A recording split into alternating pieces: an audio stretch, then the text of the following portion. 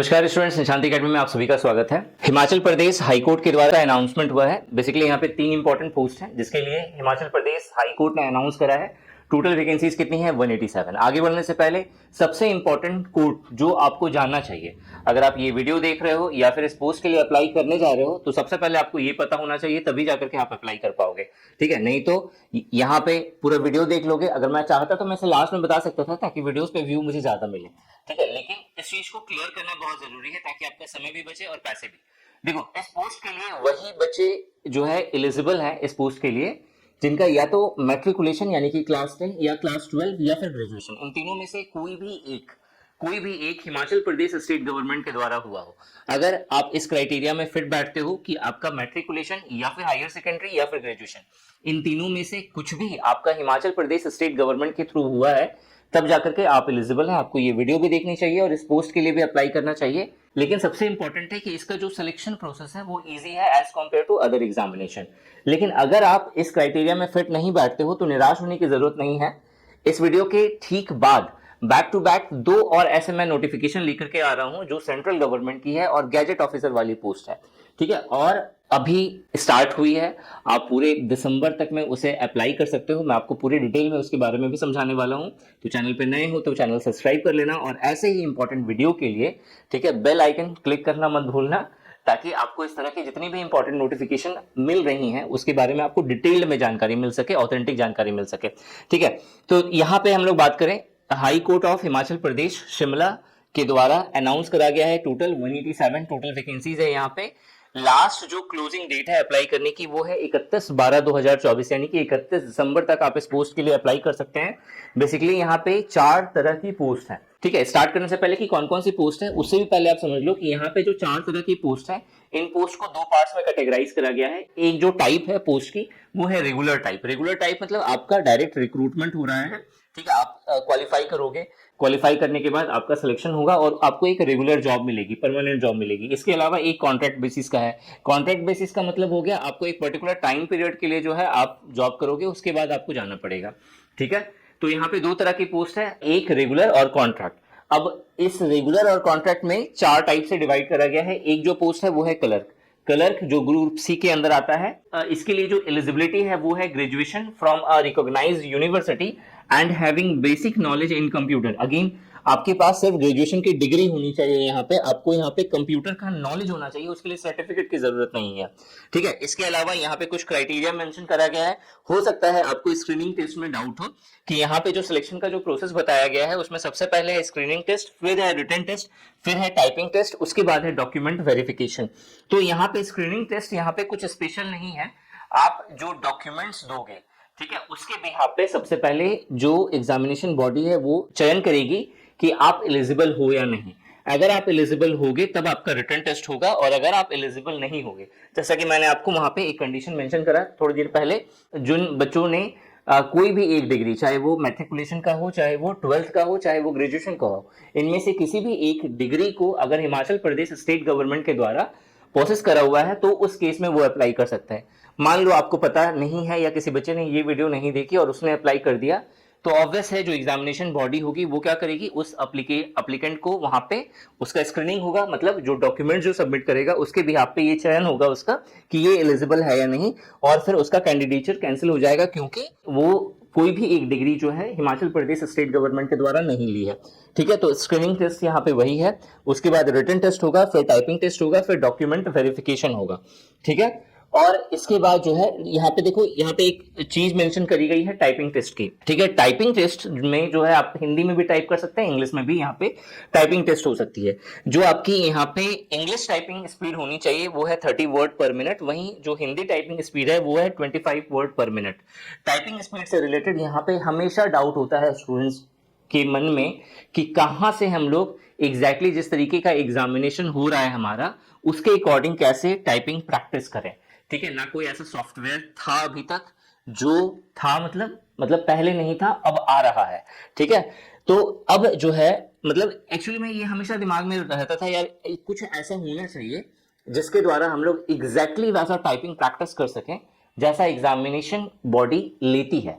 तो उसी के बिहाफ पे निशांति एकेडमी इस तरीके का सॉफ्टवेयर लॉन्च करने जा रही है कुछ टाइम में, और जब तक ये लॉन्च नहीं होगा तब तक ऑनलाइन वेबसाइट लॉन्च हो रही है, ठीक है, अराउंड 2 to 3 डेज के अंदर अंदर, जहां पे जिस तरीके का एग्जाम हो रहा है आप उसी के अकॉर्डिंग टाइपिंग प्रैक्टिस कर सकते हो, ठीक है। उसके बारे में मैं आपको अपडेट टाइम टू टाइम आपको इस चैनल पे देता रहूंगा। चैनल जरूर सब्सक्राइब कर लेना, क्योंकि आपके लिए, सिर्फ आपके लिए जो वैल्यूएबल चीजें हैं आपके एग्जाम को क्रैक करने के लिए, वो सभी तरह के कंटेंट मैं आपको यहाँ पे प्रोवाइड करूंगा। तो चैनल जरूर से जरूर सब्सक्राइब कर लेना। और इस सॉफ्टवेयर की सबसे बड़ी बात यह है कि यहाँ पे आपको हिंदी टाइपिंग भी मिलेगी। अगर आप हिंदी मीडियम से टाइपिंग करना चाहते हो तो वो भी आप यहाँ पे आराम से इजीली प्रैक्टिस कर सकते हो विद कृति देव 10 फॉन्ट के साथ, ठीक है। तो ये बहुत ही प्लस पॉइंट है, ठीक है। जैसे ये लॉन्च होता है मैं आपको इस YouTube चैनल के द्वारा नोटिफाई कर दूंगा, आप जाकर के उस साइट पे और उस सॉफ्टवेयर के द्वारा प्रैक्टिस स्टार्ट कर सकते हो, कंप्लीटली फ्री ऑफ कॉस्ट होने वाला है, ठीक है। सो यहाँ पे आपको समझ में आ गया कि जो क्लर्क ग्रुप सी की जो पोस्ट है, यहाँ पे टोटल जो वैकेंसीज है वो है 63।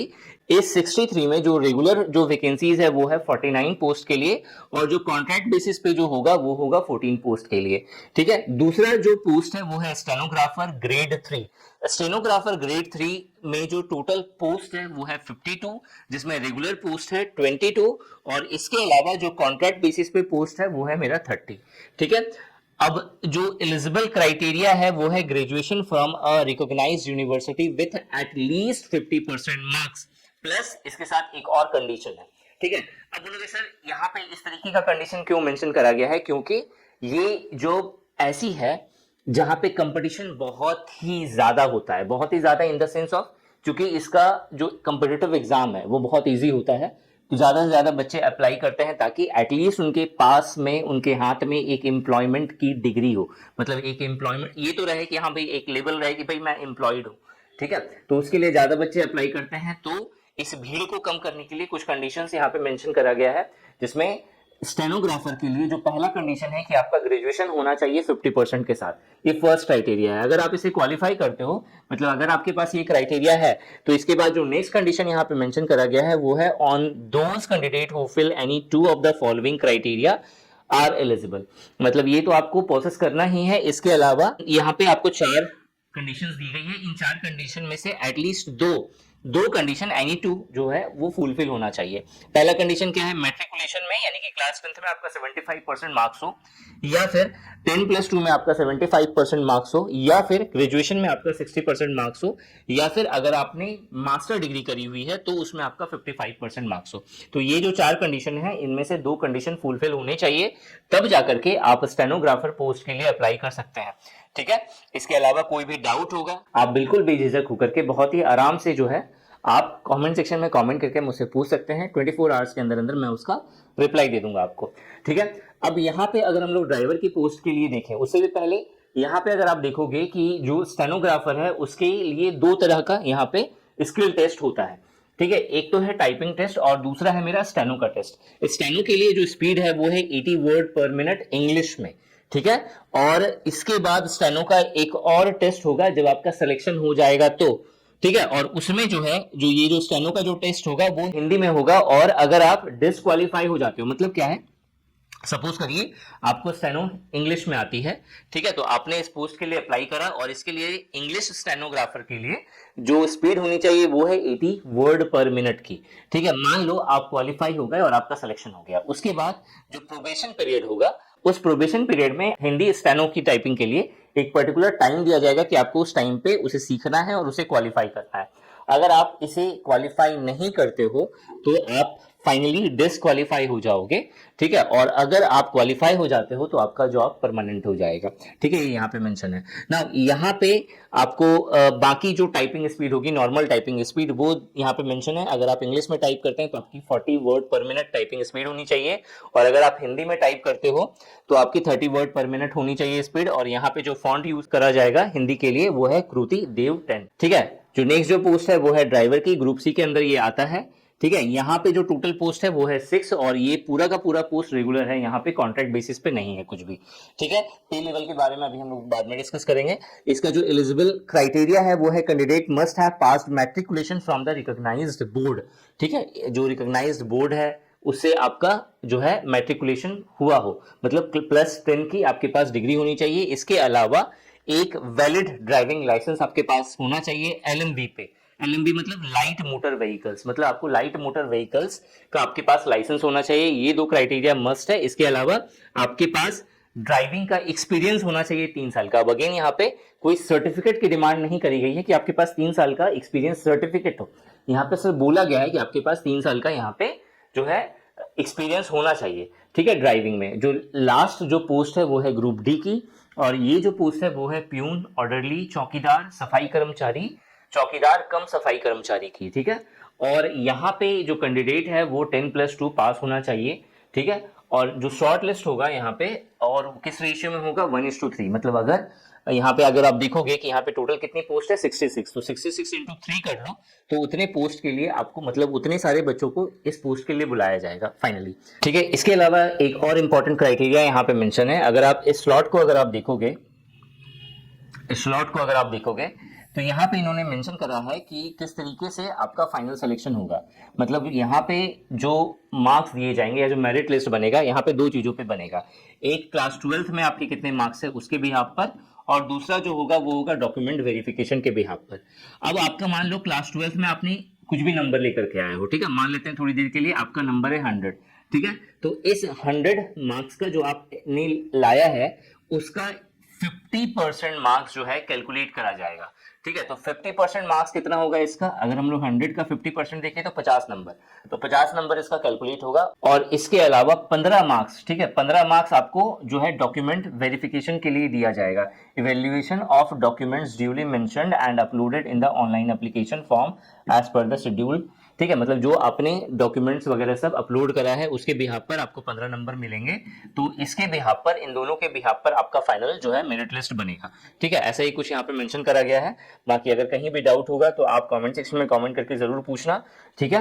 अब यहाँ पे जो ग्रुप डी के जितने भी पोस्ट मेंशन करे गए हैं उसमें 66 टोटल पोस्ट है, जिसमें से 64 पोस्ट रेगुलर है और 2 पोस्ट जो है वो कॉन्ट्रैक्ट बेसिस पर है, ठीक है। ये तो हो गया आपका जनरल इन्फॉर्मेशन, एलिजिबिलिटी क्या है, कौन बच्चे अप्लाई कर सकते हैं यहाँ पे, ठीक है। यहाँ पे एक और पॉइंट है जो आप सभी को जानना चाहिए, वो है यहाँ पे पे लेवल, ठीक है। अगर आप इस पोस्ट के लिए अप्लाई कर रहे हैं तो आपको मालूम होना चाहिए कि सैलरी क्या मिलने वाली है यहाँ पे, ठीक है। तो पे लेवल देखा जाए तो यहाँ पे पे लेवल 3 का आपको सैलरी मिलेगा, जो कि लगभग 20,200 से लेकर के 64,000 रुपए का आपका पे मैट्रिक्स बन रहा है। इसे अगर हम लोग ग्रॉस सैलरी में अगर कन्वर्ट करने जाएं तो यहाँ पे जो ग्रॉस सैलरी निकल के आएगी वो होगी 39,000 के आसपास। तो 39,000 रुपए आपको ग्रॉस सैलरी मिलेगी इस पोस्ट के लिए, क्लर्क पोस्ट के लिए यहाँ पे हिमाचल प्रदेश के अंदर। उसी तरीके से यहाँ पे और जो डिफरेंट पोस्ट है उसी के अकॉर्डिंग आप कैलकुलेट कर सकते हो।